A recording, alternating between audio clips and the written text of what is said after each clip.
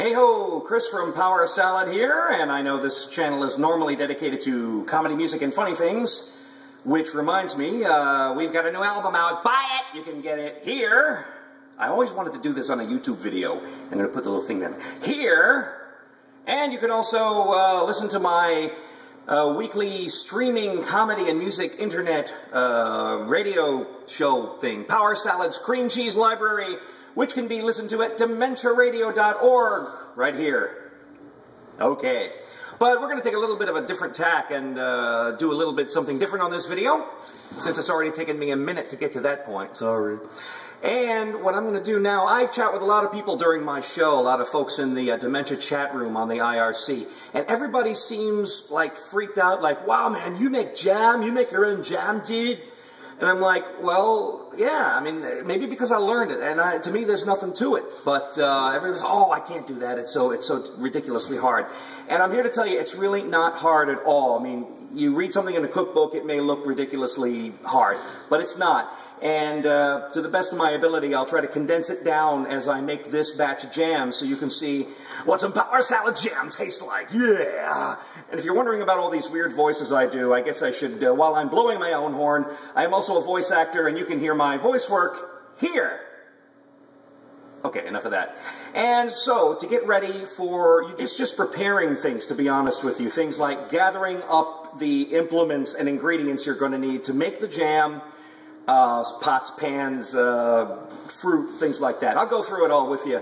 And then it's just the prep. Prepping the fruit, putting things in a bowl. We're going to go through it step by step right now, the way I make jam. Power Salad jam. Tonight, apricot.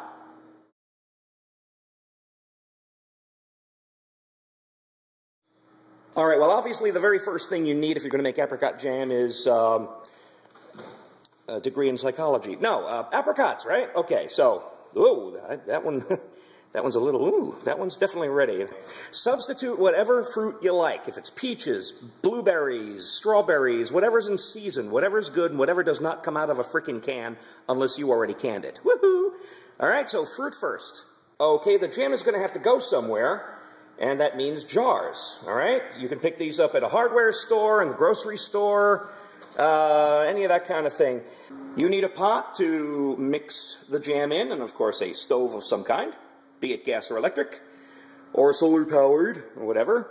Something to stir with, and something that's good stirring wise, so that you're going to be doing a lot of this going around and around and around, so the sugary jelly does not burn on the bottom as you cook it.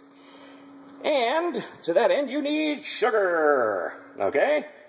Can't be jam without. Now, there are no sugar pectins. Haven't done those in a long time. They do work pretty well. But we're going to make it strictly old-fashioned way this time. Okay? Okay, it isn't jelly if it doesn't gel.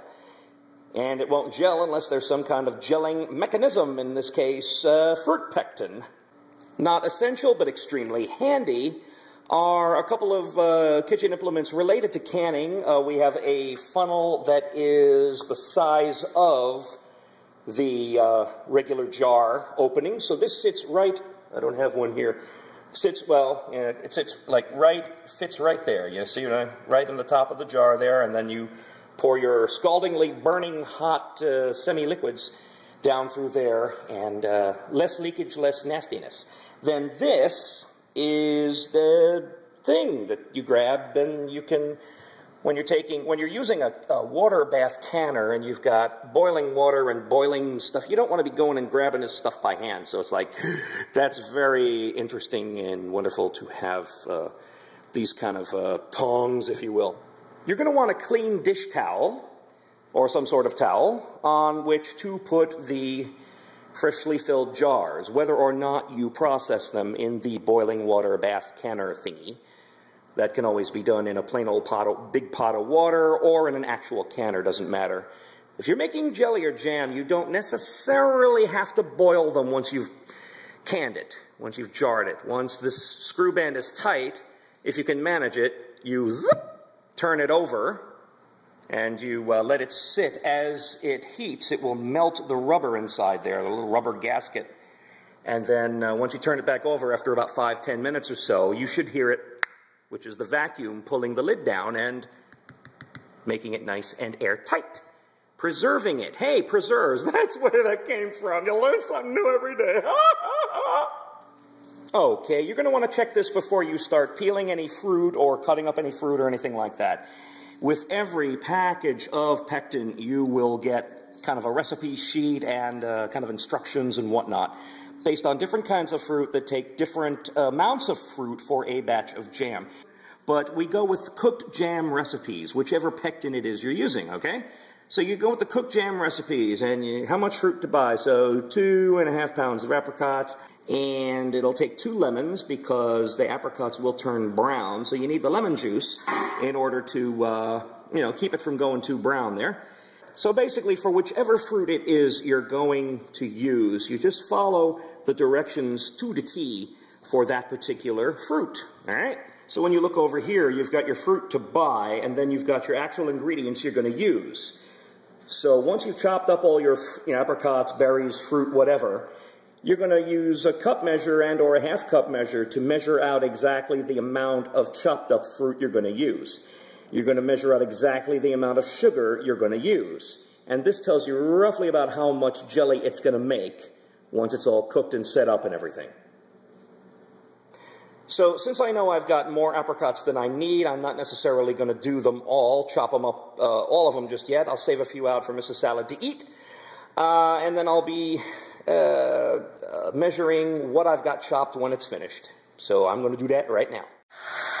Yeah, there's always a step that gets forgotten in all these videos. Sorry. This is a good step to do even before you chop any fruit up or do anything. As you're laying your stuff out, you look at the yield. In this case, it says about 7 cups, so you've got roughly, 4 pints. I might get 3 sealed ones and a partial I can keep in the fridge, or I might get all 4.